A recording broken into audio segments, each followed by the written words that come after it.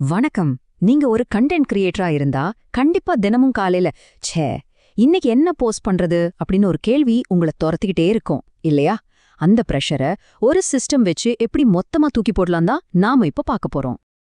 இந்த கேள்வி சும்மா ஒரு கேள்வி இல்லைங்க. இது பல கிரியேட்டர்ஸோட வேகத்தையே குறைக்கிற ஒரு பெரிய ஸ்பீட் பிரேக்கர். இந்த ஒரே ஒரு கேள்வியால எத்தனையோ நல்ல ஐடியாக்கள் ஆரம்பிக்கிறதுக்கு முன்னாடியே நின்னு போயிடுது. இந்த ஃபீலிங் நம்ம எல்லாருக்குமே தெரியும் இல்லையா?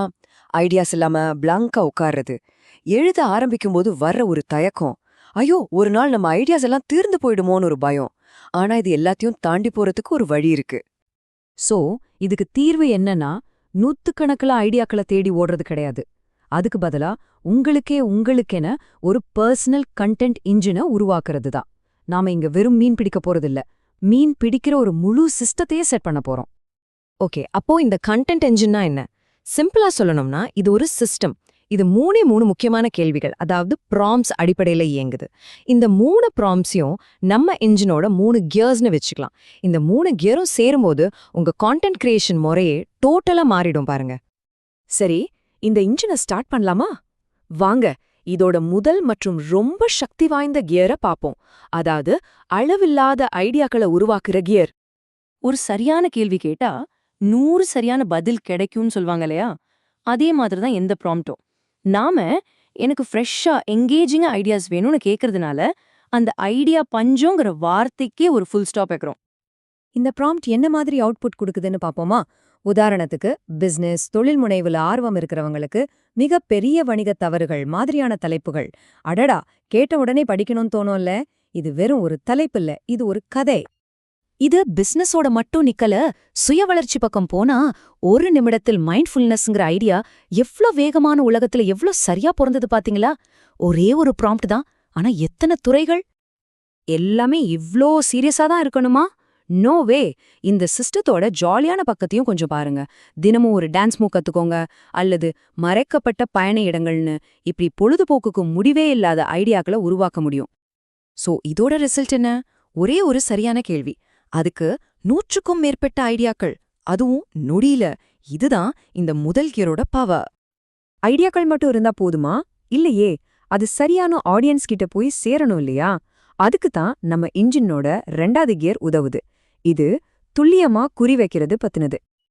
இந்த 2வது கியரோட முக்கிய நோக்கம் என்னன்னா, சும்மா பரந்த ஐடியாக்கள்ல இருந்து வெளியே வந்து நம்ம சரியான ஆடியன்ஸோட மனசுல நிக்கிற மாதிரி, அவங்களோட கனெக்ட் ஆகுற மாதிரி கண்டென்ட் உருவாக்குறது தான். நம்ம ஆடியன்ஸை மேம்போக்கா பார்க்காம ஆழமா புரிஞ்சுக்கிறதுக்கு இந்த ப்ராம்ப்டோட கைடு மாதிரி டெமோகிராஃபிக்ஸ்ல ஆரம்பிச்சு அவங்களோட பர்சனாலிட்டியை வரையறுக்கிறது வரைக்கும் ஒவ்வொரு ஸ்டெப்பும் ரொம்ப ரொம்ப முக்கியம். ஆஹா, இங்க ரொம்ப முக்கியமான பாயிண்ட் இதுதான். டெமோகிராஃபிக்ஸ்ங்கிறது உங்க ஆடியன்ஸ் யாருன்னு சொல்லும். ஆனா சைக்கோகிராஃபிக்ஸ் தான் அவங்க ஏன் ஒரு விஷயத்தை பத்தி அக்கறைப்படுறாங்கன்னு விளக்கும். இங்கதான் உங்க கண்டென்ட்டுக்கு உயிர் வருது. ஓகே, இப்போ நம்ம கிட்ட ஐடியாஸ் இருக்கு, யார்கிட்ட பேசுறோம்னு தெரியுது. இந்த 2யும் சேர்த்து ஒரு ஆக்ஷன் பிளானா மாத்துறது எப்படி? அதுக்கு தான் நம்மளோட 3வது மற்றும் கடைசி கியர். இந்த கடைசி ப்ராம்ப்ட், இங்கேதான் மேஜிக்கே நடக்கும். இது நம்ம முழு சிஸ்டத்தையும் செயல்பாட்டுக்கு கொண்டு வந்து ஒரு சாதாரண ஐடியாவை ஒரு முழுமையான 30 நாள் திட்டமா மாத்திடும். ஒரு வெற்றிகரமான 30 நாள் திட்டத்தை உருவாக்கணும்னா சில முக்கியமான விஷயங்களை கவனிக்கணும். தினசரி அமைப்பு எப்படி இருக்கணும், நம்ம பேச்சு நடை, உள்ளடக்கத்துல இருக்கிற பன்முகத்தன்மைன்னு ஒவ்வொன்றும் நம்ம நியூஸ்லெட்டரோட தாக்கத்தை அதிகப்படுத்தும். பாருங்க, இதோட அவுட்புட் எவ்ளோ தெளிவா இருக்குன்னு. ஒவ்வொரு நாளுக்கும் ஒரு தீம், அதை பத்தின ஒரு விளக்கம், அப்புறம் ஆடியன்ஸை ஈடுபடுத்துற ஒரு சின்ன டாஸ்க். இது வெறும் ஒரு கால அட்டவணை இல்ல, இது ஒரு முழுமையான உரையாடல் திட்டம். சோ ஒரு வெற்று பக்கத்தை பார்த்து டென்ஷனா இருந்த ஒரு நிலையில இருந்து அடுத்த 30 நாளைக்கு என்ன பேச போறோன்னு ஒரு தெளிவான நம்பிக்கைக்கு வந்திருக்கோம். இதுதான் இந்த சிஸ்டம் கொண்டு வர உண்மையான மாற்றம்.